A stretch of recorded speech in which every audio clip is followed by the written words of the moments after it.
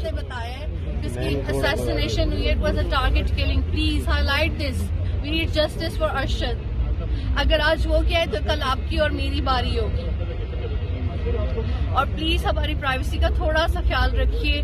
हमारे घर के बच्चों की पिक्चर्स ना लगाइए. सिर्फ बड़ों का इंटरव्यू ले और बड़ों की चीजें जो है वो नशर करें. आप सबसे रिक्वेस्ट करती हूँ और उनकी मग़फ़िरत के लिए दुआ करें. He was a very nice person. He was a very generous person. And we have lost the gem. I have request from the authority of Kenya, and I have a concern with the UAE authority why they have asked to leave UAE.